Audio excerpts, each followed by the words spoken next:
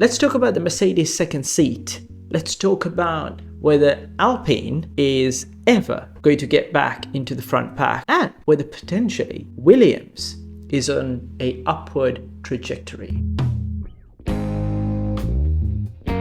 Welcome to the channel, you beautiful people. My name is Lucky. You guys know why you're here. We're here to talk about the sport that you and I love. Let's talk about Mercedes first, right? There's been a lot made out of who is going to get the second seat of Mercedes. I don't really think even both seats are confirmed at this point in time. So Russell's got a 1+1. There is extreme chatter about Antonelli and how good he is and what a prodigy he is. Equivalences to be drawn of him to Max and Lewis in 2016 and 2003 respectively. Let's talk about Max first. Toto has been very outspoken about how much he would like to have Max over a Mercedes. By the way, remember, this is the person who was so enraged and said that Max had stolen Lewis's 8 championship, right? What a turn of events, like if this is going to be true. But either way, right? Max is an amazing driver. I think as a world champion, he deserves a front-running car, and Mercedes, provided that they are of the caliber they have been over the course of the last decade or so, they should also have a world champion contender, quality character of a driver in that seat, right? So what can Mercedes do to pull Max in, and can they pry him from the jaws of Red Bull, right? So I think the best thing that Mercedes can do is show that the car is capable of winning. I think they've shown shimmers of it, and then they've shown that potentially, finally, they've understood the car.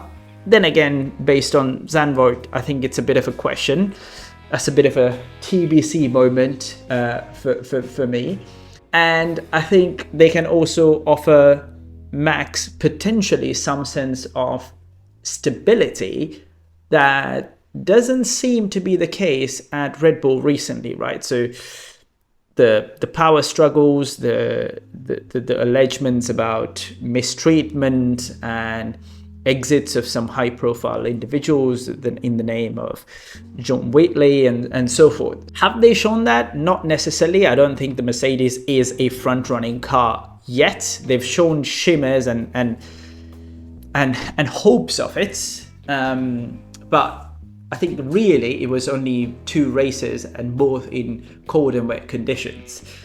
Spa was, I think, a bit of an inherited win, because if Max started in pole, I don't think there was going to be any chance that Lewis would have won the race, or Russell would have won the race, right? So I don't think Mercedes is doing that much to be able to pull him away. I did also see the note from Toto after 2021 Silverstone and the crash. He did mention that, oh yeah, I just relied on the information in the media, and what I should have done is given a call to Jos Verstappen, where I think they already have a good relationship from back in the day, right? Like just validated whether Max is fine and whether he was okay. So I think he's very evidently out there pitching for the fact that Max should come to Mercedes, and he wants Max in the Mercedes seat. So that's choice number 1. Choice number 2 is obviously Antonelli, right? So it seems like the engineers are very hyped about this kid. He's shown shimmers, and also I think he's shown, especially recently, winning the feature races and some impressive moves in Spa, that he is a good contender for that seat. But the challenge for me is, would the pressure be too high, and would you be throwing someone with that level of experience into potentially a Constructors' Championship battle next year, right? In my 2 cents, I would not necessarily put Antonelli into that seat. I'll potentially get him do one more F2 series, focus on the simulator, potentially even get him a Williams seat for the second half of the season and see how he performs, and at least give him the time to adjust to the pressures, the media, and the expectations that would come with such a front-running seat, right? So I think Mercedes is very confident. Seems like the approach might end up being let him be thrown to the deep waters and let him figure how he swims. So by all means, if he does get the seat, I'll keep my fingers crossed and hope he does actually swim, right? So that's number 2. And number 3 is actually George. I have this question of, is Russell really confirmed as a Mercedes championship material in Toto's mind, or the Mercedes leadership mind, right? So he's got a one-on-one contract. And what if you've signed Antonelli and then Vestappen in September is going to be like, nope, I want to come to Mercedes and it's now or never, right? What are you really going to do? Are you going to get rid of Russell and put Vestappen and Antonelli as your lineup? The prodigy number 1 and the prodigy number 2, right? So to use, I think, or paraphrase Toto's words, the talent I lost and the talent I want to secure, right? So where does that leave Russell with? Because I think Russell's a pretty underrated driver and he's potentially championship material as well, right? So for me, the math really doesn't add up. It feels like there's 2 seeds and there's 3 contentions, and at least that's what the news from that camp or the Mercedes camp sounds like, right?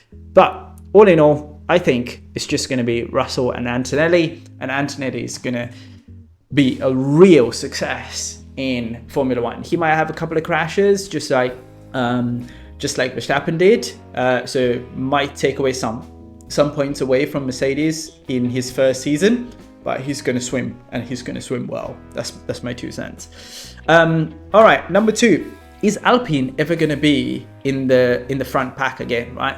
Flavio's back. He's done some amazing things back in the day in the Benetton era, right? 2006, 7 or 5, 6, one of the 2, right? I think he knows what to do with leveraging money to get optimum output. He's not the most technical person, but I think if he can marshal the right talent, which is based in the UK, and attract some positive talent, I think the investment profile is also changing. And I think with the likes of like Ryan Reynolds and Anthony Joshua, I think these guys have the right people around them to operationally shift the mindset of a team, along with the likes of Flavio, right? I think a couple of main things they have to do is personnel change and shift around and kind of organize them in a way that they maximize the output, but also potentially agree with parting ways with the works relationship and go into a customer relationship, right? And I think the optimal choice would potentially be Mercedes. Seems that the word on the street is that Mercedes is got the real powerhouse of an engine for 2026, and which makes sense, right? So if you focus all your energy in the aero and the change in the regulation and to come up with a chassis and an aero package for that engine, you might end up being a podium contender, right? Like McLaren is a good example as of now. They're the fastest car on the track. They're not a works team. They get their engine from Mercedes, right? So I think it's possible. I think that Flavio will be able to try and pivot that team and get the best out of an operational reorganization with some new investment in, and with a potential shift from a works to a customer relationship with the likes of Mercedes or Ferrari, they would probably be podium contenders. If I remember correctly, there was a podcast, Formula for Success, with Eddie Jordan and Flavio. Flavio did mention in 2026 they aim to become podium contenders. So we shall see whether that is the true case. All right, last but not least, let's chat about Williams, right? I love James Vowles. I think he's awesome. What do you guys think? I think he's settled into the TP role amazingly, right? And I love this. I think he did a My Protein sponsor YouTube video. I'll link it on the description if you guys want to go watch it. I think it gives a little bit of a sneak peek of how competitive and how focused he is. Obviously with the focus of MyProtein, but I think it gives a little bit of a glimpse into his personality. I think he's very much into the detail. He's very smart. He's a strategic genius, and I think he's done wonders at Mercedes when he was the chief strategist. He's first come in, overhauled how the organization works, injected with some operational genius and rather reorganizing and bringing in the right platforms, bringing the right software, changing the way people operate and so forth. The car's gone from a straight line wonder to a bit more of a feasible and applicable car across many grids. And then the most recent upgrade that was brought in, Zandvoort, was, I think, actually pretty impressive, right? Because it really catapulted the qualifying pace into the top 10. We shall see with the upcoming races to see whether that will maintain or not. But I think they're on an upward trajectory, right? So, and I also like to believe that he's shown something in that path to the future to science to have attracted him as well, right? Especially comparing the other two options were work teams, right? In the name of Sauber and Alpine, that science had other options are. From a Williams perspective, it's upwards. And I also think from a science perspective, it's the right choice because there's way too much turmoil in the Sauber camp because there's too many unknowns. Yes, Bonotto is coming in. He has good technical caliber from Ferrari. Wheatley from Red Bull, from a sporting director and rules perspective, he's been amazing. But to actually get a car that is highly power unit dependent up and running in 2026, which is about a year and a half away, is questionable. I think Alpine is a bit of a different scenario as well, right? Yes, it's a works teams, but I don't think it'll remain one, which means that it'll end up getting probably the same engine as Williams. And if you had to compare in terms of management style and trajectory right now, I'd give the benefit of the doubt to Williams. So I think it's a really harmonious end for both Williams to have secured Carlos and for Carlos to have gone to Williams. And honestly, if the trajectory is right and if the rumors of Mercedes engine is going to be really good for 2026, I can't see why Williams will not be podium contenders again. Right?